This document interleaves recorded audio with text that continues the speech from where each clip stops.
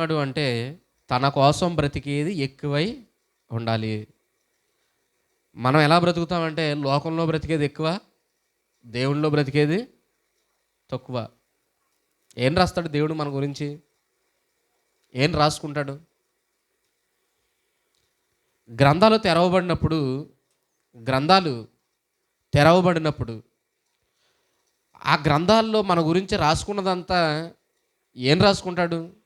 ఏం రాసుకుంటాడు మన గురించి? అసలు ఏమనుకుంటున్నాడు దేవుడు అనేటువంటి ఆలోచనలు ఎప్పుడైనా మనం కలిగి ఉంటున్నామా? మన గురించినటువంటి దేవుని ఆలోచన. ఎందుకంటే మోషే గారు గొప్పోడండి కాబట్టి ఆయన గురించి ఇన్ని గ్రంథాలు ఉన్నాయి, మన గురించి ఏమున్నాయండి అనుకుంటారా? ఆయన చేసినటువంటి పని అంటే 80 సంవత్సరాలు ఒకవేళ ఆయన బయట ఉన్నాడు అని అనుకుంటే, ఆయన దేవునిలోనే ఉన్నాడు, పని మనం బయట ఉన్నాడు అని అనుకుంటే, అంటే మిగిలినటువంటి 40 సంవత్సరాలు ఎక్కువగా ఆయన కనబడుతున్నాడు, దేవుని పనిలో నిమగ్నమై ఉన్నాడు అని మనం అనుకుంటే, ఈరోజు బాప్తిస్మం తీసుకున్న నాటి నుండి కూడా మన జీవితాలను చూస్తే క్రీస్తుని అంగీకరించిన తర్వాత ఎలా ఉంది మన జీవితం?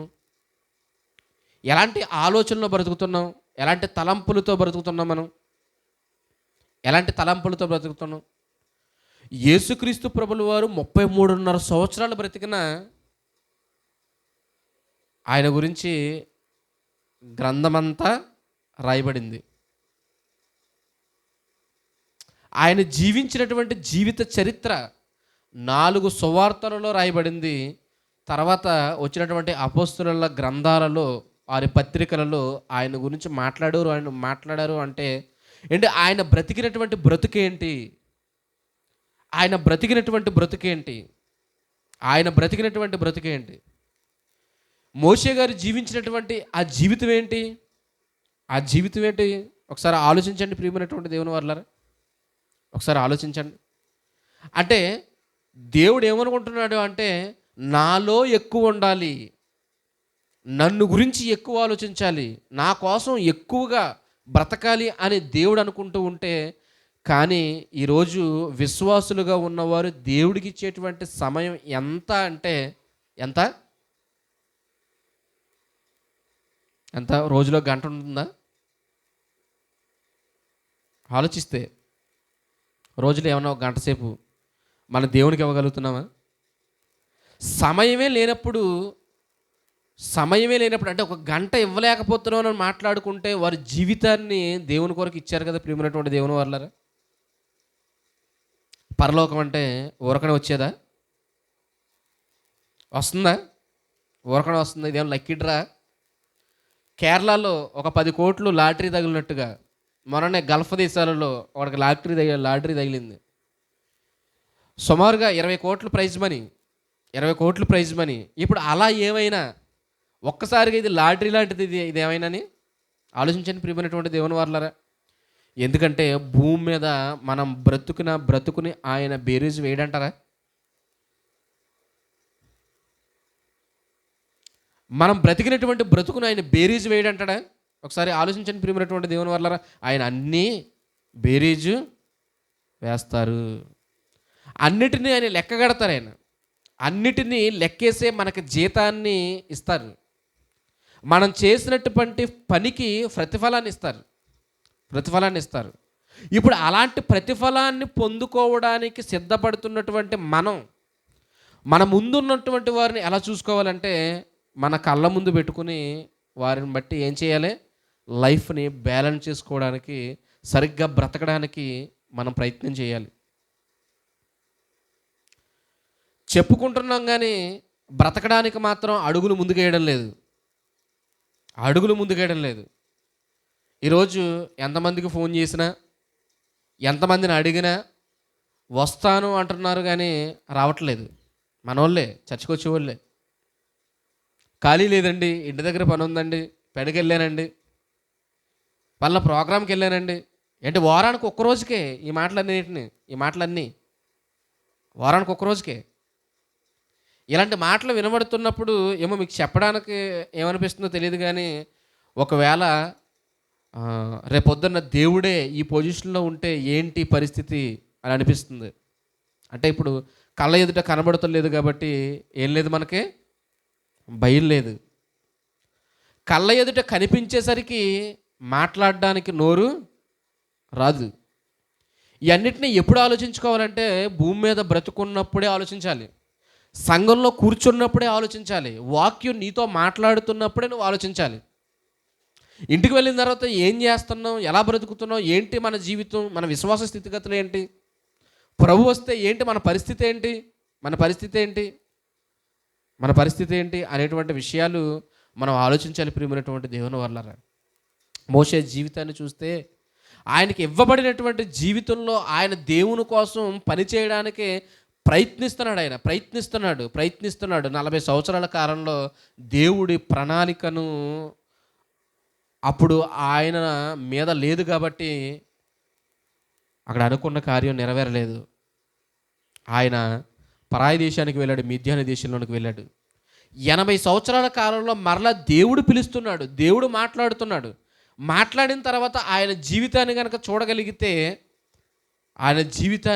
చూడగలిగితే ఇశ్రాయేలీల్లో ఎవరైనా భక్తిపరులు ఉన్నారు అంటే ఎవరిని చూపించడానికి ఇష్టపడుతున్నాడంటే దేవుడు మోషేను చూపించడానికి ఇష్టపడుతున్నాడు.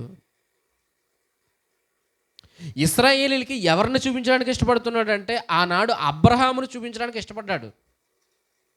పోయిన వారాన్ని మనం ఆలోచన చేసాం. అబ్రహామును చూపించడానికి ఇష్టపడ్డాడు ఆయన. ఒక మోషేను చూపించడానికి ఇష్టపడ్డాడు అంటే ఏంటి, వారి జీవితం, వారి క్యారెక్టర్ అంతా కూడా మన మధ్య విశదపరిచి ఒక గ్రంథం రూపంలో ఇచ్చిన తర్వాత దాన్ని అర్థం చేసుకోకుండా బ్రతికితే నష్టపోతాం. ప్రియమైనటువంటి దేవుని వాళ్ళారా, నష్టపోతాం. అందుకని చెప్తున్నాడు చూడండి, మోషే గారి జీవితాన్ని ఆలోచించినప్పుడు అన్ని విషయాలలో కూడా ఆయన ఎలా ఉన్నాడంటే విధేయత కలిగిన వాడుగా ఉన్నాడు. మిద్యాను దేశం వెళ్ళిపోయాను కదా, నాకు సంబంధం ఏంటి అనుకోవడం లేదు, వాళ్ళెవరో నేనెవరో అనుకోవడం లేదు, నా జీవితం నాది కదా అని అనుకోవడం లేదు. ఏమనుకుంటున్నాడు ఆయన? ఏమనుకుంటున్నాడు? నా ప్రజలు, నా దేవుడు, నా ప్రజలు, నా దేవుడు, ప్రభువా నువ్వు కనికరించవయ్యా, దేవా నువ్వు కనికరించు వారిని అని వారి నిమిత్తం ప్రార్థన చేయడానికి ఆయన పూనుకుంటున్నాడు. అంటే ఆయన ఆసక్తిని చూడండి. ఎందుకంటే తన ప్రజలు ఎలాగైనా విడిపించబడాలి. నేను అనుకున్నాను కానీ జరగలేదు, తండ్రి నువ్వు వేరొకరిని పంపించినా పర్వాలేదు, ఇదిగో ఎలాగైనా ఈ ప్రజల్ని విడిపించు అని ప్రార్థన చేస్తూ ఉన్నప్పుడు అప్పుడు దేవుడు మోషేతో మాట్లాడినటువంటి సందర్భాన్ని మనం చూసాం. ఆయన కుటుంబ జీవితాన్ని కనుక మనం చూడగలిగితే ఇదిగో ఆయన కుటుంబ జీవితంలో కూడా 2 కుమారులను కన్నాడు, వివాహాన్ని చేసుకున్నాడు. మిద్యాను దేశంలో ఎలా ఉన్నాడంటే పరదేశిగా ఉన్నాడు. ఆ మాటను మనం చూడగలిగితే నిర్గమకాండం ఆయన కుటుంబాన్ని కనుక మనం జాగ్రత్తగా అర్థం చేసుకోగలిగితే, ఆయన కుటుంబ జీవితాన్ని ఎలా నిర్మించుకున్నాడు అనేటువంటి విషయాలు కనుక మనం చూడగలిగితే నిర్గమకాండం 2వ అధ్యాయం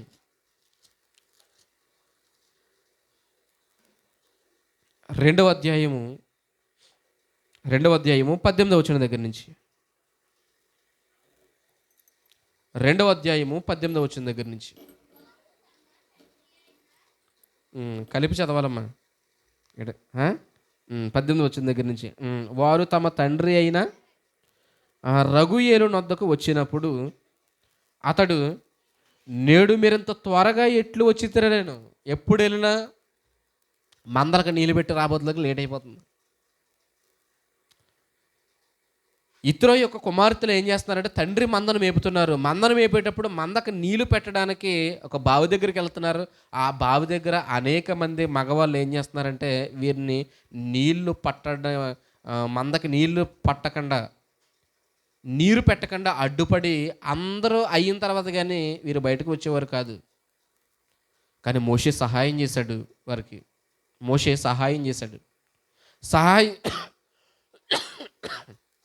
సహాయం చేసిన తర్వాత వీరు తొందరగా మందలకు నీళ్లు పెట్టుకుని ఇంటికి తిరిగి వచ్చేసారు. ఇంటికి తిరిగి వచ్చిన తర్వాత తండ్రి ఆశ్చర్యపోతున్నాడు. ఏమనంటే మీరు ఇంత త్వరగా ఎలా వచ్చేసారు?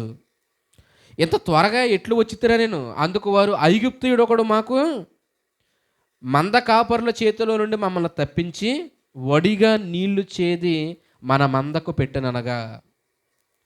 దేవుడు ఇదిగో ఐగుప్తు దేశం నుండి మీద్యాను దేశానికి మోషేని నడిపించాడు.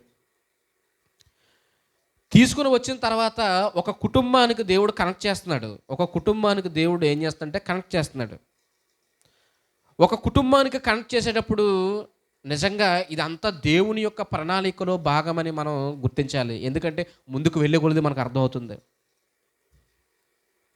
వెంటనే మంద కాపర్ల చేతిలో నుంచి విడిపించి ఏం చేశాడంటే మందకు నీళ్లు పెట్టాడు. కాబట్టి అతను ఎవరంటే ఒక ఐగుప్తీయుడు అని అనుకుంటుంది. ఎందుకంటే ఐగుప్తు దేశంలో నివసిస్తున్నారు కనుక, ఐగుప్తుల యొక్క విధానంలో వారు బ్రతుకుతున్నారు కనుక, ఇదిగో అతను చూసినప్పుడు ఏమనిపించిందంటే ఐగుప్తీయుడి కింద కనబడ్డాడు. ఆయన సహాయం చేయబట్టి ఇదిగో మేము తొందరగా మందకి నీళ్లు పెట్టగలిగాం కాబట్టి ఆయన సహాయం చేశాడు అనగానే వెంటనే ఏం జరిగింది తండ్రి మాట్లాడుతున్నాడు. 20వ వచనంలో, అతడు తన కుమార్తెలతో, అతడు ఎక్కడ? ఆ మనుషుల్ని ఏల విడిచి వచ్చి తిరిగి భోజనమునకు అతన్ని పిలుచుకుని రండి. నేను సహాయం చేసిన వాడిని ఎందుకు వదిలేశారు? మీరు సహాయం చేసిన వాడిని ఎందుకు వదిలేశారు? ఎందుకంటే అప్పటి వరకు వారికి ఎవరు సహాయం చేయడం లేదు. మోషే దైవభక్తి గలవాడు గనక సహాయం చేస్తున్నాడు. దేవుడంటే భయం కలిగిన వాడు గనక సహాయం చేస్తున్నాడు. ఇంత సహాయం చేసినటువంటి అతన్ని మీరు ఎందుకు విడిచిపెట్టి వచ్చారు? భోజనానికి తీసుకుని రావచ్చు కదా అనుకుంటే ఈ ఆలోచన మాకు తట్టలేదు. అంటే ఇక్కడ రఘుయేలు అనేటువంటి వ్యక్తి, ఇత్రో అనేటువంటి వ్యక్తి యొక్క క్యారెక్టర్ని మీరు అర్థం చేసుకోండి. ఇత్రో క్యారెక్టర్ అనేది చాలా ఇంపార్టెంట్ మనకి. ఎందుకు ఇంపార్టెంట్ అని చెప్పేసి నేను మాట్లాడుతున్నాను అంటే, సహాయం పొందిన తర్వాత కూడా ఒక వ్యక్తి పట్ల ఆయన గౌరవాన్ని చూపిస్తున్నాడు అంటే దాని అర్థం ఏంటి? ఈయన ఎలాంటి వ్యక్తిత్వం కలిగిన వాడు అంటే, అవసరానికి వాడుకుని వదిలేసేవాడు కాదు, లేదంటే మర్చిపోయేవాడు కాదు. ఎలాంటి మనసు కలిగిన వాడు అంటే దేవుని యందు భయభక్తులు కలిగిన వాడు. దేవుని యందు భయభక్తులు కలిగిన వాడని మనం ఎలా చెప్పగలం అంటే, దానికి వాక్యంలోనే అనేకమైనటువంటి ఆధారాలు ఇవ్వబడ్డాయి. దేవుడు ఎక్కడికి చేర్చాడంటే, దేవుడు నివసిస్తున్నటువంటి ప్రజల మధ్యలో నుండి ఎవరైతే దేవుని యందు భయభక్తులు కలిగి ఉన్నారో ఆ ప్రదేశానికి దేవుడు నడిపించాడు. ప్రియమైనటువంటి దేవుని వర్లారా, నడిపించాడు. ఆస్తి లేకపోవచ్చు కానీ ఏముంది, తనను ప్రేమగా చూసుకునేవారు ఉన్నారు. మోషే దగ్గర ఆస్తి లేకపోవచ్చు కానీ ఎవరున్నారు అంటే ప్రేమగా చూసుకునేవారు ఉన్నారు. రఘుయేలు చూడండి ఎలా ప్రేమిస్తున్నాడు. ఇంకో సహాయం చేసినటువంటి వ్యక్తిని మీరు విడిచిపెట్టి ఎందుకు వచ్చారు? అతనికి ఏదైనా ఉపకారం చేయాలి కదా. ఇదిగో పిలుచుకుని రండి, భోజనం చేయడానికి పిలుచుకుని రండి అని అతడు ఆ భావంతో మాట్లాడేసరికి, అంత ప్రేమగా మాట్లాడేసరికి మోషే కూడా వచ్చాడు. వెళ్ళారు, పిలుచుకుని వచ్చారు. తన కుమార్తెలతో చెప్పినప్పుడు పిలుచుకొని వచ్చిన తర్వాత భోజనం చేశాడు. భోజనం చేసిన తర్వాత చూడండి ఏం జరిగిందో. 21వ వచనం, మోషే ఆ మనుషునితో నివసించుటకు సమ్మతించెను. అతడు తన కుమార్తె అయిన సిప్పోరాను మోషేకిచ్చెను. ఇదంతా ఎవరు రాసుకుంటున్నారో తెలుసా? మోషే రాసుకుంటున్నాడు. ఇదంతా ఎవరు రాసుకుంటున్నారు? ఆదికాండం, నిర్గమకాండం, లేవియాకాండం, సంఖ్యాకాండం, ద్వితీయోపదేశకాండం ఎవరు రాశారు? మోషే రాశాడు. ఇప్పుడు మోషే తనను గురించి తను రాసుకుంటున్నాడు. ఈ మాట దేవుని ఆత్మ ప్రేరణతో ఈ మాటలు రాసుకుంటున్నాడు. అంటే మాటలు చదివేటప్పుడు ఈ దృష్కోణంతో కనుక చూడలేకపోతే అందులో ఉన్నటువంటి విషయాన్ని మనం అర్థం చేసుకోలేం. ప్రియమైనటువంటి దేవుని వల్ల నిజంగా ఆయన గురించి ఆయన రాసుకుంటున్నప్పుడు ఏమనిపిస్తుందో చెప్పండి. మన గురించి మనం రాసుకుంటాం అనుకోండి, ఏమనిపిస్తుంది? భావోద్వేగాలన్నీ ఏమవుతాయి? భావోద్వేగాలన్నీ కూడా ఆ, మన హృదయంలో నిండిపోయి ఎలా రాస్తామంటే ఏడుస్తూ రాస్తుంటాం. అర్థమవుతుందా? భావోద్వేగాలు. మొన్నటి దినం ఆ, ఆరోగ్యం బాగోలేదని చెప్పేసి, కాలు నొప్పిగా ఉందని చెప్పేసి హాస్పిటల్కి వెళ్ళాం. హాస్పిటల్కి వెళ్ళిన తర్వాత ఆ, అప్పటిదాకా ఏమనిపించలేదు, కానీ హాస్పిటల్కి వెళ్ళిన తర్వాత మాత్రం చాలా బాధ కలిగింది. ఎందుకు అంటే ఒకనాడు జరిగినటువంటి సంఘటనలన్నీ కూడా ఏమవుతున్నాయంటే గుర్తొస్తున్నాయి. 2000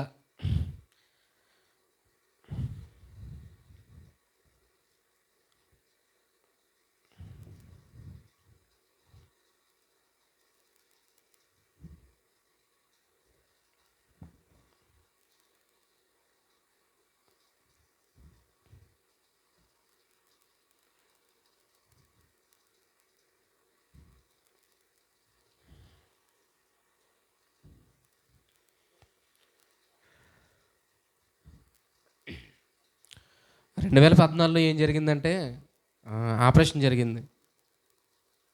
వెంటనే హాస్పిటల్లో మెట్లు ఎక్కేటప్పటికి ఏం గుర్తొచ్చిందంటే అవన్నీ కూడా గుర్తొస్తున్నాయి. హాస్పిటల్ మెట్లు ఎక్కుతున్నప్పుడు అప్పుడు ఎలా వెళ్ళానంటే లిఫ్ట్లో వెళ్ళాను.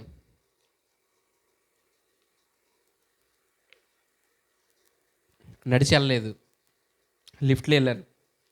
లిఫ్ట్లో వెళ్ళిన తర్వాత ఆ విషయాలన్నీ కూడా ఒక్కొక్కటి అక్కడ అసలు ఏం జరిగింది ఏంటి అన్నది ఒక్కొక్కటి కూడా బయటకు వస్తున్నాయి. బయటకు వస్తున్న తర్వాత అలా కూర్చున్నాను, ఆలోచించుకుంటున్నాను. అసలు ఏంటి, ఏం జరిగింది ఏంటి, ఇవన్నీ కూడా దేవుడు ఏ పరిస్థితుల్లో నుంచి కాపాడాడు, ఎలా తీసుకొని వచ్చాడు ఏంటి అని నిజంగా ఒకసారి నాకు నేనుగా ఆలోచించినప్పుడే ఎంత బాధపడ్డానంటే, ఆ విషయాన్ని కళ్ళ ముందుకు తెచ్చుకున్నప్పుడే ఎంత బాధపడ్డానంటే, నిజంగా ఆయన జీవిత చరిత్ర గురించి ఆయన రాసుకున్నప్పుడు ఆయన మనసు ఎలా ఉంటుందంటారు? ఆయన మనసు ఎలా ఉంటుంది? ఎలా ఉంటుంది చెప్పండి? ఎంత అనుకొని ఉంటాడో నిజంగా. ఎందుకంటే ఆయన పుట్టకముందు కూడా సంగతులు ఆయనకు తెలియవు. ఆయన పుట్టకముందు సంగతులు ఆయనకు తెలియవు. కానీ తల్లిదండ్రులు ఏం చేశారు, ఎంత త్యాగం చేశారు, ఎలా పెంచారు, ఎలా కాపాడారు అనేటువంటి విషయం నిజంగా ఇవన్నీ కూడా ఆలోచిస్తూ ఉంటే, ఇవన్నీ కూడా మనం ఆలోచిస్తూ ఉంటే నిజంగానే ఆయన ఎంత బాధతో ఆ మాటలు రాసుంటాడో ఒకసారి ఆలోచించండి. ఎందుకంటే మనం అన్వయించుకుంటేనే కానీ అర్థం కావు, మనం ఆలోచిస్తేనే కానీ అర్థం కావు. నిజంగా అప్పుడు అది చదివిన తర్వాత ఇది చదివితే అర్థమవుతుంది. ఏమనంటే మోషే ఎవరి గురించి రాసుకుంటున్నాడో ఆయన గురించి రాసుకుంటున్నాడు. ఆయన గురించి ఆయన రాసుకునేటప్పుడు నిర్గమకాండం 2వ అధ్యాయం దగ్గరకు రాబోతులేగా ఆయనకి మనసు ఎలా ఉంటుంది చెప్పండి? నేను పుట్టేటప్పటికి ఇలా జరిగిందా? అనేక మంది చనిపోతున్నప్పుడు దేవుడు నన్ను కాపాడా, దేవుడు నన్ను కాపాడా. ఏంటి నా బ్రతుకు, నేను ఎవరి కోసం బ్రతకాలి, నేను ఎవరి కోసం ఆలోచన కలిగి ఉండాలి, నిజంగా దేవుడు ప్రణాళిక గొప్పది అని అనుకుని ఉన్నాడంటారా ఆయన? ఒకసారి ఆలోచించండి ప్రియమైనటువంటి దేవుని వల్ల. ఇవన్నీ ఎందుకు మనం ఆలోచిస్తున్నాం అంటే, ఇప్పుడు తన గురించి తానే రాసుకుంటున్నాడు. ఆయనను గురించి ఆయన రాసుకుంటే ఏం మాట్లాడుతున్నాడు అంటే, ఇదిగో అసలు ఏం జరిగింది, ఏంటి పరిస్థితులు అని చెప్పేసి ఇగో ఆయన గురించి ఆయన రాసుకుంటున్నప్పుడు, దేవుని ఆత్మ ప్రేరణ చేత రాస్తున్నప్పుడు ఆయన జీవితం యొక్క బయోడేటా అంతా బయటకు వస్తుంది. దేవుడు నన్ను ఎక్కడ తీసుకుని వెళ్ళాడు అంటే, ఇదిగో ఇత్తురు దగ్గరికి తీసుకుని వెళ్ళాడు, రఘుయేలు దగ్గరికి తీసుకుని వెళ్ళాడు. తీసుకుని వెళ్ళిన తర్వాత వారికి సహాయం చేశాను. ఆ సహాయాన్ని అతను గుర్తుపెట్టుకున్నాడు. గుర్తుపెట్టుకుని ఏం చేశాడంటే, నన్ను ప్రేమతో భోజనానికి పిలిచాడు. నేను చేసినటువంటి సహాయం గుర్తుపెట్టుకుని నాకు కృతజ్ఞతలు, నాకు థ్యాంక్స్ చెప్పాడు అతడు. నన్ను మర్చిపోలేదు. ఏంటి, ఒక వ్యక్తి పట్ల చేసినటువంటి కృతజ్ఞతే మర్చిపోలేని వాడు అసలు దేవుడు తన పట్ల చేస్తున్నటువంటి కృతజ్ఞతను మర్చిపోతాడంటారా? ఒకసారి ఆలోచించండి. ఎందుకు ఈ ఉద్దేశం అంతా మనం ఇత్రో గురించి ఇంత స్టడీ ఎందుకు చేయవలసి వస్తుంది అంటే, ఇత్రో అనేటువంటి క్యారెక్టర్ ఎలాంటిది అంటే నిజంగా చాలా మంచి క్యారెక్టర్ ప్రియమైనటువంటి దేవుని వర్లారా. మోషేకు కొన్ని విషయాలలో గురువు ఎవరు అంటే ఇత్రోయే. మోషేకి కొన్ని విషయాలలో గురువు ఎవరు అంటే ఎవరో తర్ఫీదునిచ్చారు అంటే ఇత్రోయే తర్ఫీదునిచ్చాడు. ఇత్రోయే తర్ఫీదునిచ్చాడు. ఎలా అంటే మందని మేపడంలో ఎవరు తర్ఫీదునిచ్చారు అంటే ఎవరిచ్చారు? ఇత్రో ఇచ్చాడు. ఎవరి మోషే? రాజకుమారుడు. ఎక్కడ పెరిగాడు? రాజ కుటుంబంలో పెరిగాడు. ఎవరి కుమారుడు? ఫరో యొక్క కుమారుడుగా ఎంచబడ్డాడు. అలాంటి వాడు ఒకేసారి సరాసరి గొర్రెలను కాయడానికి, మందలను మేపడానికి వచ్చాడంటే అలవాటు ఉంటుందంటారా? అలవాటు ఉంటుందండి? వెంటనే చూడండి, ధనవంతుడిని తీసుకొని వచ్చి కూలి పని చేయించామనుకోండి, చేయగలడా? మోసే పరిస్థితి అది ప్రియమైనటువంటి దేవుని వర్లారు. నిజంగా అటువంటి పరిస్థితుల్లో నుంచి వచ్చి నిజంగా అక్కడ వారితో ఉండడానికి సమ్మతించాడంటే ఆయన ఎవరో చెప్పుంటాడు, ఎలాంటి వాడో చెప్పుంటాడు.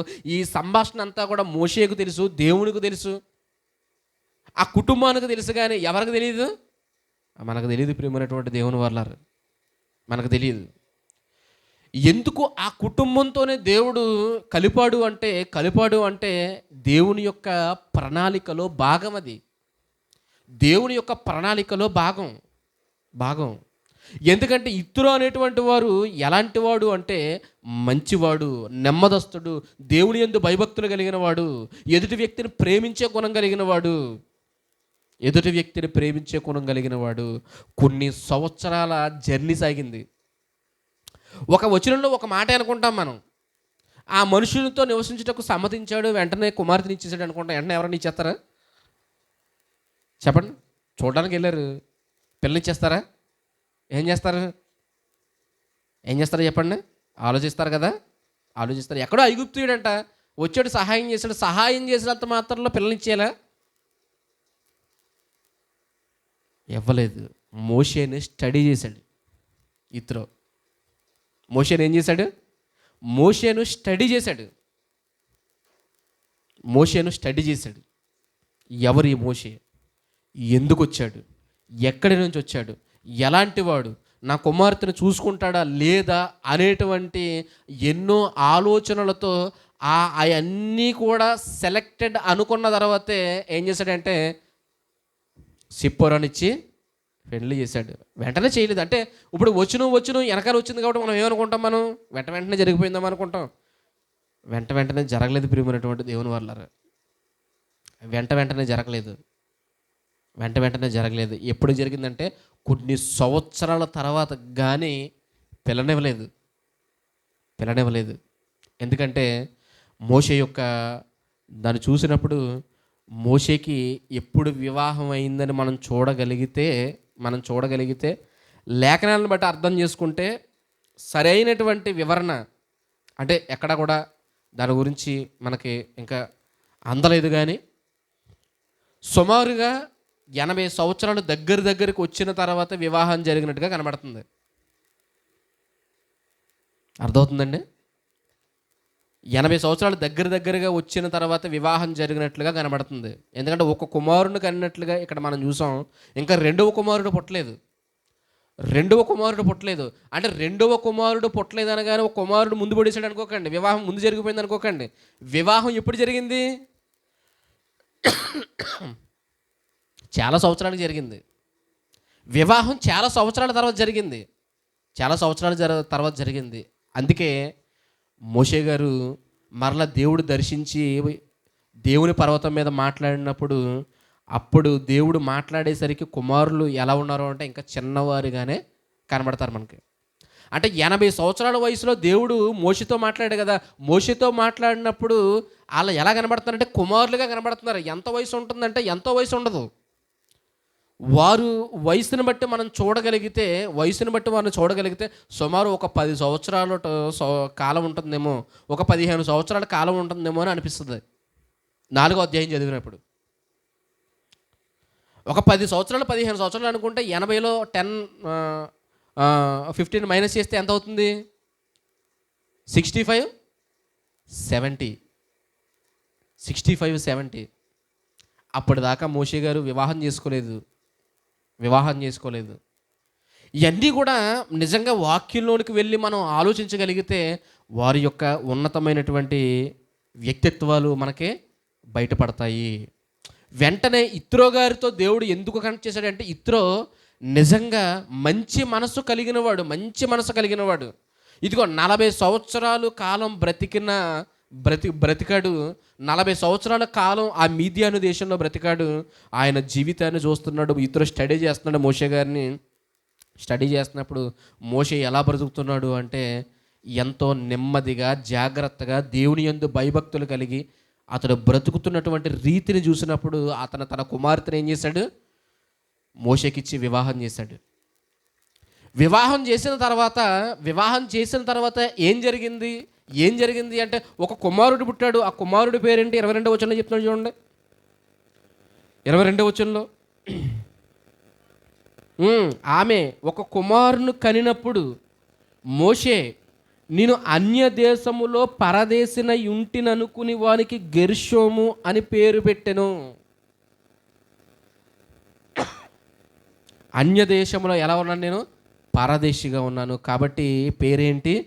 గెర్షోము. వాడి పేరు గెర్షోము. గెర్షోము అనేటువంటి మాటకి అర్థం ఏంటంటే పరదేశిగా ఉన్నటువంటి విషయాన్ని జ్ఞాపకం తెచ్చుకున్నాడు. తన కుమారునికి ఆ సూచించేటువంటి ఆ అర్థాన్ని ఇచ్చేటువంటి పేరుని పెట్టాడు. అర్థాన్ని ఇచ్చేటువంటి పేరుని పెట్టాడంటే ఏంటంటే, మోషేని చూస్తున్నప్పుడు ఏ క్షణం కూడా దేవుణ్ణి విడిచిపెట్టినట్లుగా కనిపించట్లేదు. ఏ సమయంలో అయినా సరే దేవుణ్ణి విడిచిపెట్టినట్లుగా అంటే దేవుణ్ణి అంటు పెట్టుకున్నటువంటి జీవితం ఎవరిదంటే మోషే గారిది. ఆయన త్యాగం, ఆయన ప్రేమ, ఆయన విశ్వాసం, ఆయన ఓర్పు, ఆయన సహనం, ఆయన సాత్వికం మనకి మాటల్లో కాదు ప్రియమైనటువంటి దేవుని వాళ్ళారా. ఎక్కడ కనిపిస్తున్నాయి? జీవితంలో. ఆయన జీవితంలో మనం చూస్తూ ఉంటే, ఇదిగో ఒక మామని ఈయన అడగలేదు, అతనే అడుగుతున్నాడంటే అతని మనస్సుని ఏం చేశాడంటే గెలుచుకున్నాడు. ఇగో ఇలాంటి వాడికి ఇచ్చి వివాహం చేస్తే నా కూతురు సుఖంగా ఉంటుంది, క్షేమంగా బ్రతుకుతుంది అనేటువంటి నిర్ణయానికి వచ్చాడంటే ఒకసారి ఆలోచించండి ప్రియమైనటువంటి దేవుని వాళ్ళారా. ఆలోచించండి. వెంటనే తన వివాహ జీవితంలో కుమారునిగా నడవాడు. గెర్షోము అనేటువంటి పేరు పెట్టాడంటే అర్థం ఏంటి అంటే, పిల్లలు పుట్టిన దేవుణ్ణి విడిచిపెట్టలేదు. దేవుడు మేలుల్ని తలపోచుకుంటున్నాడు. దేవుడు నన్ను ఇక్కడ ఎందుకు పంపించాడు? నేను పరదేశిగా ఉన్నాను, నా ప్రజలు ఐగుప్తులో ఉన్నారు కాబట్టి, నేను పరదేశిగా ఉన్నాను కాబట్టి నాకు ఎప్పుడు విని చూసినా గుర్తుకు రావాలి, నేను ఉన్న దేశం ఏ దేశం? పరాయి దేశం. నా కుమారుని చూస్తున్నప్పుడు ఏం గుర్తుకు రావాలంటే, నేను పరాయి దేశంలో ఉన్నాను అని గుర్తుకు రావాలి, నా ప్రజలతో ఉండాలనేటువంటి ఆలోచన నాకు రావాలి అని తన కుమారుని పేరు పెట్టి పిలుస్తున్నప్పుడల్లా మోషే గారికి ఏం జ్ఞాపకం రావాలని కోరుకున్నాడు? నేను పరాయి దేశంలో ఉన్నాను, నేను పరదేశిగా బ్రతుకుతున్నాను అని. ఇదిగో ఆయన పిలిచినప్పుడల్లా ఏం గుర్తొస్తుందంటే, నా ప్రజలు, నా దేవుడు, నా ప్రజలు, వారి బానిసత్వంలో ఉండడం, ఇవన్నీ గుర్తొస్తున్నాయి. అంటే ప్రియమైనటువంటి దేవుని వాళ్ళ ఏంటి ఆలోచనలో ఉండడానికి ఏం చేస్తున్నాడో తెలుసా? తన కుమారునికి ఆ పేరు పెట్టాడు. ప్రియమైనటువంటి దేవుని వాళ్ళ ఎంత జాగ్రత్తగా ఆలోచించాడు చూడండి, ఎంత జాగ్రత్తగా ఆలోచించుంటాడు చూడండి ఒకసారి. దేవుని యందు భయం కలిగిన వాడు. తర్వాత మరల కుమారుడు పుట్టిన తర్వాత అతనికి ఎలియేజర్ అనేటువంటి పేరు పెట్టాడు. ప్రియమైనటువంటి దేవుని వల్ల ఈ చరిత్ర అంతటా మనం ఎందుకు స్టడీ చేస్తున్నామంటే, మోషే జీవితంలో వివాహం అనేది చాలా ఇంపార్టెంట్. అంటే మోషే జీవితంలోనే ఇంపార్టెంటా, ప్రతి వ్యక్తి జీవితంలోనే ఇంపార్టెంటా? స్త్రీ పురుషులుగా పుట్టిన వారు ఎవరైనా సరే వారి యొక్క జీవితంలో వివాహం అనేది చాలా చాలా ఇంపార్టెంట్. ఎంత ఇంపార్టెంట్ అంటే, మోషే గారు ఆదికాండాన్ని రాస్తూ 2వ అధ్యాయంలో ఈ మాటను జ్ఞాపకం తెచ్చుకుంటున్నాడు. వారిద్దరూ ఏక శరీరులై ఉందురు. ఇది ఎవరు రాసిన మాట? ఎవరు రాశారు ఈ మాట? ఆదాము పక్కటెముకలో నుంచి హవ్వను తీసి ఆ చోటుని మాంసంతో పూడ్చిపెట్టి తీయబడినటువంటి ఎముకను స్త్రీగా నిర్మించి ఆదాము దగ్గరికి తీసుకుని వచ్చాడు. ఈ మాటలన్నీ ఎవరు రాస్తున్నారంటే మోషే గారు రాస్తున్నారు. ఇప్పుడు నరులో నుండి తీయబడిన కనుక నారి అనబడును. పురుషుడు తన తల్లిని తండ్రిని విడిచి తన భార్యను హత్తుకును, వారిద్దరూ ఏక శరీరులై ఉందురు. ఇద్దరు ఒక్కటే, ఇద్దరు ఒక్కటే అనేటువంటి విషయం ఎవరు రాస్తున్నారు? మోషే గారు రాస్తున్నారు. మోషే గారు రాస్తున్నారు. నిజంగా ఈ సందర్భాలన్నిటినీ ఆలోచిస్తున్నప్పుడు ఏంటి మోషే గారు ఆయన వివాహం గురించి కనుక ఆలోచిస్తే ఏంటి ఆయన వివాహం దేవుని ప్రణాళికలో ఉంది. ఆయన కుమారులు దేవుని ప్రణాళికలో ఉన్నారు. అంటే దేవుని ప్రణాళికలో ఉండడం అనుకుంటే ఫిజికల్గా కనిపించడమే కాదు, అంటే ఫిజికల్గా కనిపిస్తేనే ఉన్నట్టు లేదంటే లేనట్టు అని మనం ఎప్పుడు అనుకోకూడదు. ప్రియమైనటువంటి దేవుని వర్లారు, అనుకోకూడదు. కాబట్టి జాగ్రత్తగా మనం ఆలోచించాలి. వెంటనే దేవుడు పిలిచిన తర్వాత వీరి కుటుంబం గురించి మళ్ళీ రాయబడిన చూడండి, 4వ అధ్యాయము 18వ వచనం దగ్గర నుంచి. అటు తర్వాత మోషే బయలుదేరి తన మామ అయినటువంటి ఇత్రో యొద్దకు తిరిగి వెళ్ళాడు. అంటే అప్పటి వరకు ఏం జరిగిందంటే మోషేకి దేవునికి మధ్య సంభాషణ జరిగింది. మోషేతో దేవుడు మాట్లాడాడు. ఆ సీనాయి పర్వతం మీద, హోరేబు కొండ మీద దేవుడు ప్రత్యక్షమయ్యాడు. దేవదూతను పంపించి దేవుడు మాట్లాడాడు. అలా మాట్లాడిన తర్వాత వెంటనే తన ఇంటికి తిరిగి వచ్చాడు. తన ఇంటికి తిరిగి వచ్చిన తర్వాత తన మామతో మాట్లాడుతున్నాడు. ఏమో తెలుసా? మోషే బయలుదేరి తన మామయ్యని ఇత్రో యొద్దకు తిరిగి వెళ్ళి, సెలవైన ఎడల నేను ఐగుప్తులో ఉన్న నా బంధువుల యొద్దకు మరలా పోయి వారు ఇంకా సజీవులై ఉన్నారో లేదో, ఉన్నారేమో చూచెదనని అతనితో చెప్పగా, ఇత్రో క్షేమముగా వెళ్ళుము అని మోషేతో అనెను. అంతటా యెహోవా, నీ ప్రాణమును వెతికిన మనుషులందరూ చనిపోయిరి. నిన్ను చంపాలనుకుంటున్న వారు ఎవరైతే ఉన్నారో వారందరూ ఏమయ్యారు? చనిపోయారు. అప్పుడు నువ్వేం చేస్తావంటే ఐగుప్తుకి తిరిగి వెళ్ళుమని మీద్యానులో మోషేతో చెప్పగా. మోషేతో మాట్లాడుతున్నాడు. ఒకవేళ నీ ప్రాణం తీయి చూసేవారు బ్రతుకున్నారేమో అనుకుంటున్నావేమో. లేదు, ఆ ఫరో చచ్చిపోయాడు. నిన్ను చంప చూస్తానన్నటువంటి ఆ మనుషులు చచ్చిపోయారు. నీ మీద ఆలోచన చేసినటువంటి ఆ మనుషులందరూ కూడా చనిపోయారు. కాబట్టి ఏం చేస్తావంటే నువ్వు తిరిగి వెళ్ళడానికి భయపడకు అని చెప్తున్నాడు. ఇంకా 20వ వచనం, మోషే తన భార్యను తన కుమారులను తీసుకుని గాడిద మీద నెక్కించుకుని ఐగుప్తునకు తిరిగి వెళ్ళెను. ఎక్కడికి వచ్చారు వీళ్ళు? ఐగుప్తుకు వచ్చేసారు. మీద్యాను దేశం నుంచి ఐగుప్తుకు వచ్చేసారు. ఇప్పుడు ఫ్యామిలీతో పాటు వచ్చేసారు. ఫ్యామిలీతో పాటు ఐగుప్తుకు తిరిగి వచ్చిన తర్వాత దేవుడు మార్గం మధ్యలో మాట్లాడుతున్నాడు. ఏమని అంటే ఒకసారి చూడండి, 21వ వచనం.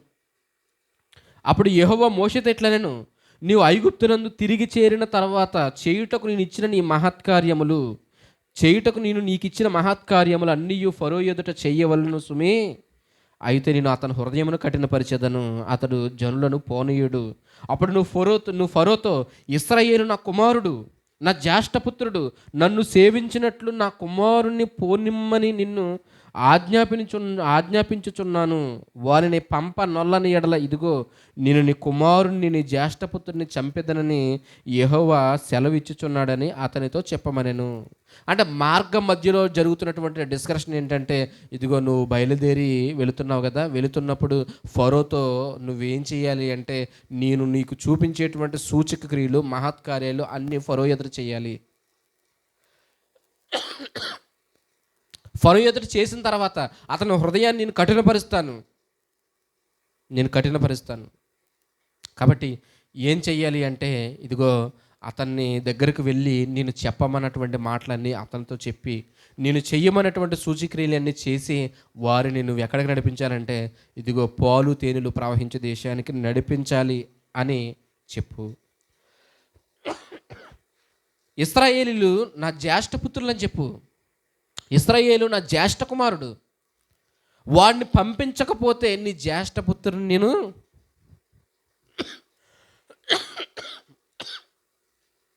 నీ జ్యేష్ఠపుత్రుడు నేను చంపుతాను అనేటువంటి మాటను కూడా చెప్పు అన్నప్పుడు వెంటనే ఈ మాటలు చెప్పడానికి మోషే సిద్ధపడి బయలుదేరుతున్నాడు. మార్గంలో ఉంటున్నప్పుడు జరిగినటువంటి సందర్భం ఏంటంటే, 22వ వచనం, అప్పుడు నువ్వు ఫరోతో, ఇశ్రాయేలు నా కుమారుడు, నా జ్యేష్ఠపుత్రుడు, నన్ను సేవించినట్లు నా కుమారుని పోనిమ్మని నీకు ఆజ్ఞాపించుచున్నాను. వారిని పంపనొల్లని ఎడల ఇదిగో నేను నీ కుమారుని, నీ జ్యేష్ఠపుత్రుడిని చంపేదనని యెహోవా సెలవిచ్చుచున్నాడని అతనితో చెప్పమనెను. అతను పోవు మార్గమున సత్రములో యెహోవా అతన్ని ఎదుర్కొని అతన్ని చంపచూడగా. మోషే వెళుతున్నాడు. మోషే ఇంతలా మాట్లాడుతున్నాడు. మోషేతో మాట్లాడుతున్నాడు కానీ మోషేని దేవుడు ఎంతకు చంప చూస్తున్నాడు చెప్పండి.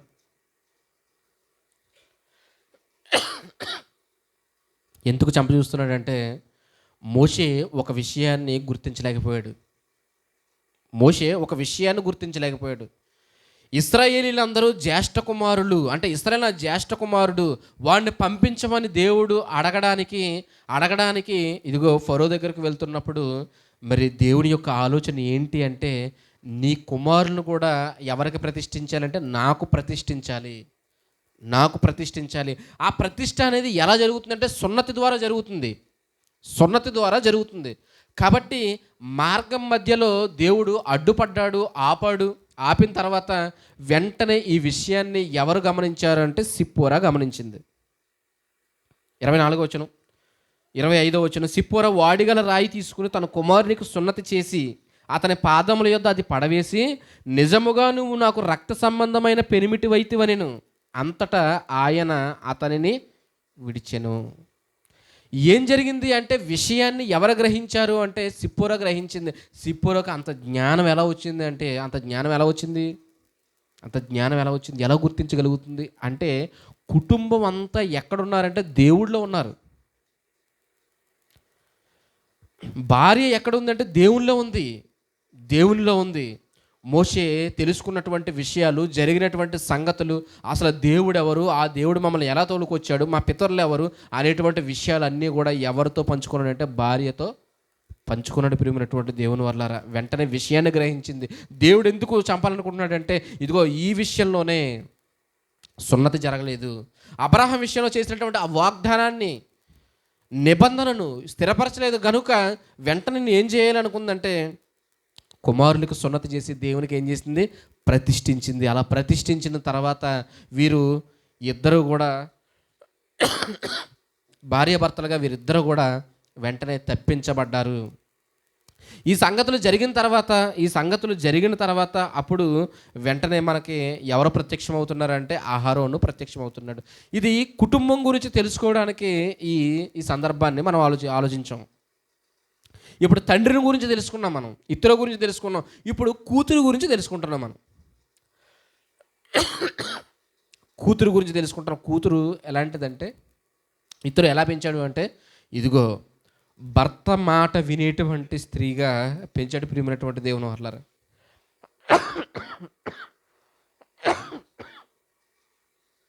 అప్పటి వరకు తండ్రికి లోబడింది, ఆ తర్వాత ఎవరికి లోబడింది, భర్తకు లోబడింది. చెప్పినటువంటి మాటలన్నిటిని బట్టి భయభక్తులు కలిగి ఆ దేవుని కోసం ఎదురు చూడడం, ప్రజల విమోచన కొరకు కనిపెట్టుకోవడంలో వీరు ఎదురు చూస్తున్నారు. వారు కుమారుని చూసుకుంటున్నారు. మేము పరదేశులుగా ఉన్నాం, మేము మా స్వదేశానికి వెళ్ళాలి, మా ప్రజలతో ఉండాలనేటువంటి ఆలోచనతో కలిపి కుటుంబం అంతా బయలుదేరారు. ప్రియమైనటువంటి దేవుని వారలారా, కుటుంబం అంతా బయలుదేరారు.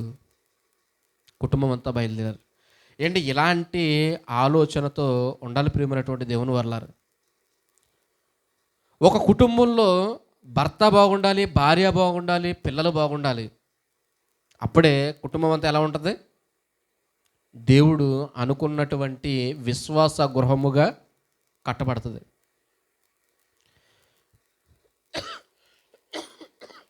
దేవుడు అనుకున్నటువంటి విశ్వాస గృహముగా కట్టబడుతుంది. అలాంటి ఒక చక్కని కుటుంబం ఎవరిది కనబడుతుందంటే మోషే గారిది కనబడుతుంది. ప్రియమైనటువంటి దేవుని వల్ల అంటే 40 సంవత్సరాల్లో జరిగినటువంటి చరిత్ర. ప్రియమైనటువంటి దేవుని వల్ల ఇంకా ఇత్రో ఎలాంటి వాడని మనం చూడగలిగితే నిర్గమకాండం 18వ అధ్యాయం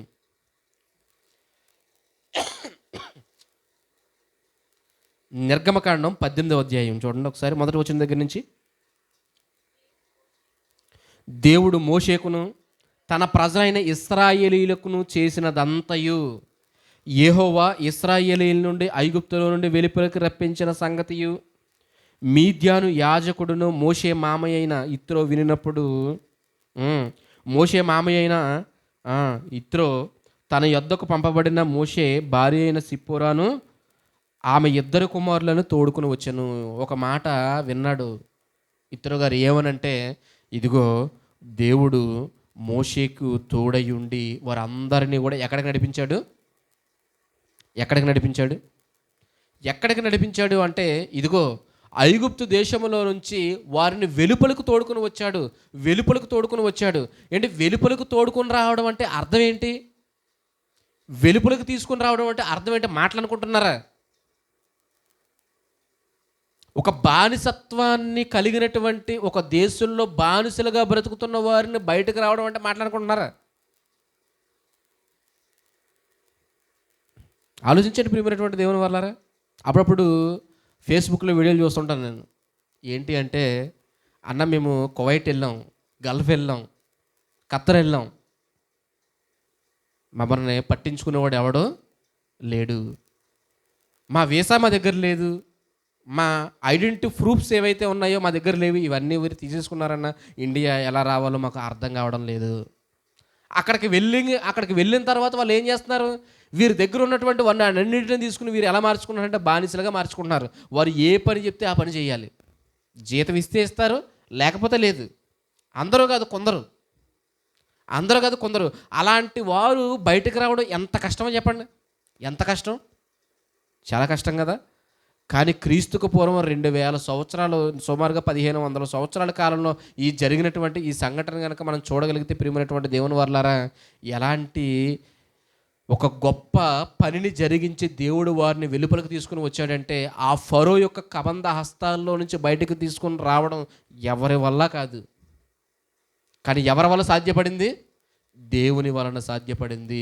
మోషే నాయకత్వంలో సాధ్యపడింది. ఇదిగో బయటకు వచ్చిన తర్వాత ఈ విషయం ఎవరికి తెలిసింది అంటే ఇత్రోకు తెలిసింది. వెంటనే పరుగున ఈ కుటుంబాన్ని అంతటిని తీసుకుని వచ్చాడు ప్రియమైనటువంటి దేవుని వల్లారా. కుటుంబాన్ని అంతటిని తీసుకుని వచ్చాడు. ఇవన్నీ చూస్తున్నాడు.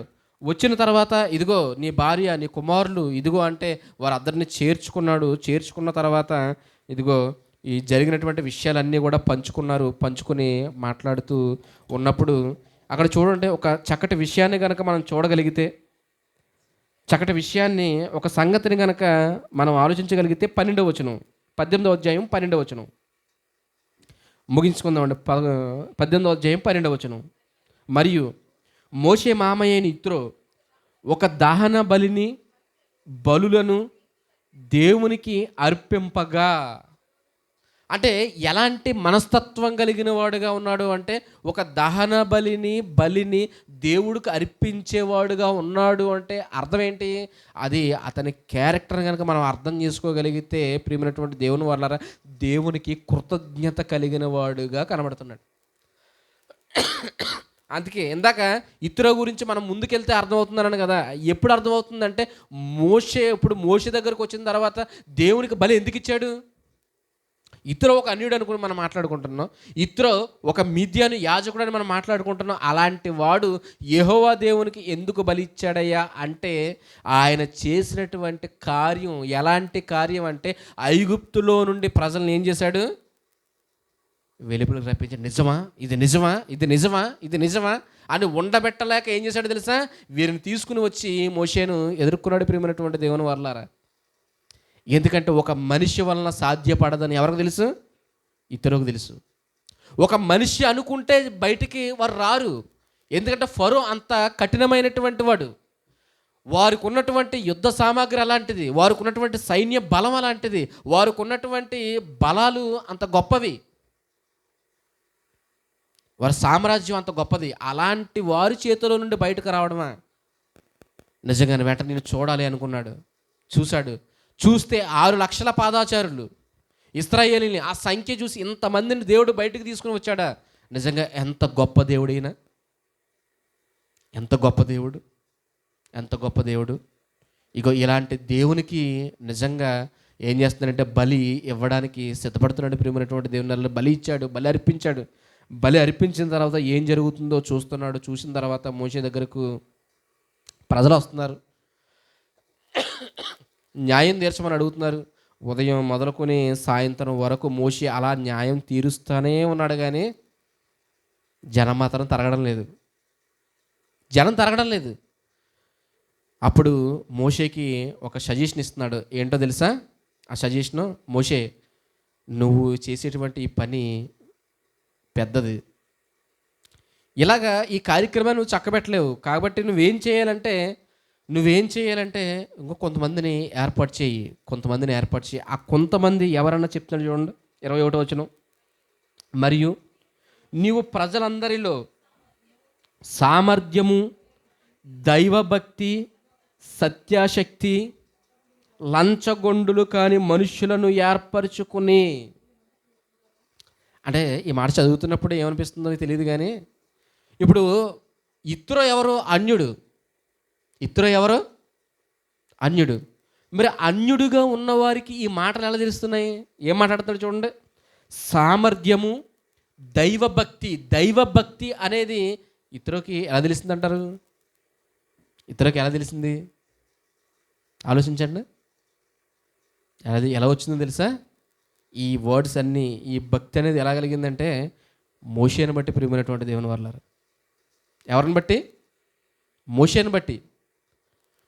మోషే జీవితాన్ని చూస్తున్నప్పుడు ఇత్రోకి అర్థమైంది, ఇతడు ఎవరు అంటే దేవుని యందు భయభక్తులు కలిగిన వాడు కాబట్టే ఇలా బ్రతకగలుగుతున్నాడు. అందుకే సామర్థ్యం కలిగిన వారు కావాలి, దైవభక్తి కలిగిన వారు కావాలి. ఇంకా ఏం చెప్తున్నాడు చూడండి, సత్యమందు ఆసక్తి ఉండాలి, సత్యాశక్తి కలిగి ఉండాలి. సత్యాశక్తి అంటే ఈ మాటలు చెప్పుకోవడానికి ఈజీగా ఉన్నాయి, కానీ సత్యాశక్తి కలిగినటువంటి మనుషులను కావాలని ఏంటి మోషేకి సజెషన్ ఇవ్వడం అనేది ఎంత గొప్ప విషయం ఒకసారి ఆలోచించండి. ఏంటి ఇలాంటి సజెషన్ ఇస్తున్నాడా? ఏంటి ఇశ్రాయేలీలు ఎవరిని ఇచ్చారా ఇలాంటి సజెషను? ఇలాంటి సజెషను ఇవ్వలేదు. ప్రియమైనటువంటి దేవుని వల్ల అంటే దైవభక్తి కలిగి, సత్యాశక్తి కలిగి ఎలాంటి వారు కావాలన్నాడు? లంచగొండులు కానివారు. ఇలాంటి వారు కావాలయ్యా. ఇలాంటి వారిని నువ్వు ఎన్నుకుని నువ్వేం చేస్తావంటే, 1000 మందికి ఒకరిని నియమించు, 100 మందికి ఒకరిని నియమించు, 50 మందికి ఒకరిని నియమించు, 10 మందికి ఒకరిని నియమించు. ఎక్కడ తెగలేదనుకో కఠినమైన వ్యాజ్యం అది నువ్వు తీర్చు. నిజంగా ఇలాంటి మాటలు మాట్లాడంటే ఈ మాట ఆ క్యారెక్టర్ని సూచిస్తుంది. ప్రియమైనటువంటి దేవుని వర్లారు, ఈ మాట దేన్ని సూచిస్తుంది? ఇత్రో యొక్క క్యారెక్టర్ని సూచిస్తుంది. అంటే ఎంత డెప్త్గా మాట్లాడాడు చూడండి, ఎంత డెప్త్గా మాట్లాడాడు. సామర్థ్యం కలిగిన వారిని ఎలాంటి వారు నిలబెట్టాలి? సామర్థ్యం కలిగిన వారు ఉండాలి. నన్ను పాడమన్నారు అనుకోండి, నేను ఏం పాడతాను చెప్పండి? ఎవరు కావాలి? అప్పుడు బాగా పాడేవారు కావాలి. నాగేష్ గారిని అప్పుడప్పుడు బయట తీసుకెళ్తుంటాం, పాట పాడతారని అడుగుతుంటారు, లేదండి మా సహోదరులు పాడతారు అని చెప్పేసి ఆయన చేత పాడిస్తూ ఉంటాం. అంటే అందులో సామర్థ్యం కలిగిన వారు నేను చెప్పడంలో దేవుడు నాకు ఇచ్చినటువంటి సామర్థ్యం. ఇప్పుడు దాన్ని గుర్తించాలి. ఇలాంటి సామర్థ్యాన్ని గుర్తించి అటువంటి వాడు ఎవరై ఉండాలి? సామర్థ్యం ఉంటే సరిపోదు. ఏముండాలి చెప్పండి? సామర్థ్యం ఉంటే సరిపోదు. చాలామందికి ఉంది లోకంలో సామర్థ్యం. ఎస్పి బాలు గారు చాలా బాగా పాడతారు. సింగర్స్ చాలామంది చాలా బాగా పాడతారు. సామర్థ్యం ఉంది, కానీ వాళ్ళకి ఏముంది? సామర్థ్యం ఉంది, కానీ ఏం లేదు? దైవభక్తి లేదు. దైవభక్తి ఇంకేం కావాలి? సత్యాశక్తి, సత్యం మీద ఆసక్తి. వాక్యం అంటే ఆసక్తి, దేవుని మాట వినేటువంటి మనసు కావాలి. అలాంటి వారిని నిలబెట్టవయ్యా మోషే అంటున్నాడు. అలాంటి వారు నిలబెట్టు. అలాంటి సమాజం ఉంది అప్పటి నుంచి దేవునికి. ఎప్పటి నుంచి అనుకుంటున్నారు? ఐగుప్తులో నుంచి తోడుకు వచ్చినప్పటి దగ్గర నుంచి. మోషే ఒకడే అనుకుంటున్నారా? అహరోన్ ఒకడే అనుకుంటున్నారా? మిరియామే అనుకుంటున్నారా? లేదు లేదు ప్రియమైనటువంటి దేవుని వారు, దేవునికి అలాంటి సమాజం ఉంది. అలాంటి సమాజం ఉంది, దేవుని మాట వినేవారు. మీరు మా పక్షంగా ఉంటారా వాళ్ళ పక్షంగా ఉంటారా అంటే లేవీలందరూ చాలామంది ఎదురుకు వచ్చేసారు, దేవుని వైపుకు మోషే వైపుకు వచ్చారు. ప్రియమైనటువంటి దేవుని వర్లారా, చాలామంది వచ్చారు. ఇవన్నీ చూస్తున్నప్పుడు ఆ వ్యక్తి యొక్క ఆ క్యారెక్టర్ని ఒకసారి ఆలోచించండి ప్రియమైనటువంటి దేవుని వర్లారా. ఇతరు ఎలాంటి వాడు సత్యమందు ఆసక్తి కలిగిన వాడు, దైవభక్తి కలిగిన వాడు, సామర్థ్యం కలిగిన వాడు. అలాంటి వారు నువ్వు గుర్తించి నువ్వేం చేస్తావంటే ఇంకో 1000కి ఒకడిని, 100కి ఒకడిని, 50కి ఒకడిని, 10 మందికి ఒకడిని నువ్వు నియమించు. అప్పుడు పని ఈజీ అవుతుంది. వెంటనే మోషేకి అర్థమైపోయింది, ఈ ఆలోచన ఇత్రోది కాదు, ఎవరిదే? దేవునిది. ఈ ఆలోచన ఎవరిది కాదు, ఇత్రోది కాదు, దేవునిది. అంటే దేవుడు ఆయన ద్వారా చెప్పించాడు అనేటువంటి విషయం ఎవరికి అర్థమైంది? మోషేకి అర్థమైంది ప్రియమైనటువంటి దేవుని వల్ల. ఏంటి, ఒక కుటుంబం అంటే ఎలా ఉండాలో ఎవరిని చూస్తే మనకు తెలుస్తుందంటే మోషే కుటుంబాన్ని చూస్తే అర్థమవుతుంది ప్రియమైనటువంటి దేవుని వల్ల. ఆయన జీవితంలో ఈ ఒడిదుడుకులన్నీ, అంటే ఇలాంటి స్థితిలో నుంచి వచ్చాడు మోషే. ఇలాంటి స్థితిలో నుంచి వచ్చాడు. ఆయన బాల్యం, ఆయన ఎదుగుదల, ఆయన నేర్చుకున్నటువంటి సంగతులు, ఆయన తెలిసినటువంటి సంగతులు, ఆయన ఇశ్రాయేలుని విడిపిందామనేటువంటి విషయాలు, ఇవన్నీ చూస్తున్నప్పుడు ఏంటి, ఆయన జీవితాన్ని అలా స్టడీ చేస్తున్నప్పుడు మనకు అర్థం కావాల్సింది ఏంటో తెలుసా? మన జీవితంలో కూడా దేవుడు ఎలాంటి ప్రణాళిక కలిగి ఉన్నాడో మన కుటుంబం పట్ల అని మనం గుర్తిస్తూ దేవుని యందు భయభక్తులు కలిగి జీవించడానికి మనం ప్రయత్నం చేయాలి ప్రియమైనటువంటి దేవుని వల్ల.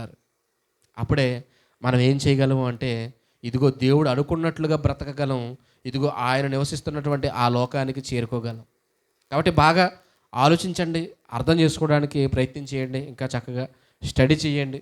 నిజంగా మోషే జీవితాన్ని గురించి దేవుని చిత్తమైతే మరిన్ని సంగతులు వచ్చేవారం ఆలోచించడానికి ప్రయత్నం చేద్దాం. కళ్ళు మూసుకొని ప్రార్థన చేసుకుందాం. పరలోకమందున్నట్టు మా కన్న తండ్రి దేవా, మీ ఘనమైన నామానికి, మీ కుమారుడైనటువంటి యేసుక్రీస్తు ద్వారా కృతజ్ఞతాస్తుతులు చెల్లించుకుంటూ, మహోన్నతమైనటువంటి మీ దివ్యనామానికి స్తుతులు స్తోత్రములు చెల్లించుకుంటూ తండ్రి, ఈ ఉదయకాలంలో, ఈ పునరుత్థాన దినంలో తండ్రి, మమ్మల్ని అందరినీ సంఘముతో చేర్చి నీ విలువైనటువంటి మాటలను తండ్రి మాకు నేర్పించారు. ఆ మాటల ప్రకారంగా జీవించేటువంటి భాగ్యమును మాకు దయచేయండి. మోషే గారి జీవితంలో నుండి అనేకమైనటువంటి విషయాలు తెలుసుకుంటున్నాం తండ్రి. ఇదిగో తెలుసుకున్నటువంటి విషయాలు నాయన వారి క్యారెక్టర్ని ఎలా సూచిస్తున్నాయో మేము గ్రహించి మీకు నమ్మకంగా బ్రతికేటువంటి సామర్థ్యాన్ని మాకు దయచేయండి. మమ్మల్ని బలపరచండి.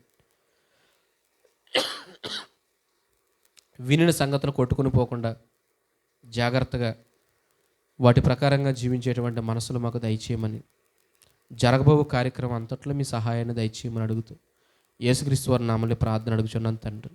ఆమేన్.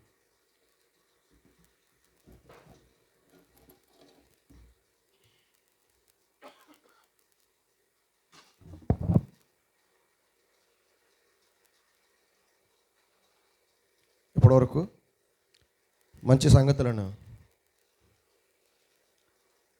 బైబిల్ గ్రంథం నుండి మనకు చూపించిన సహోదరునికి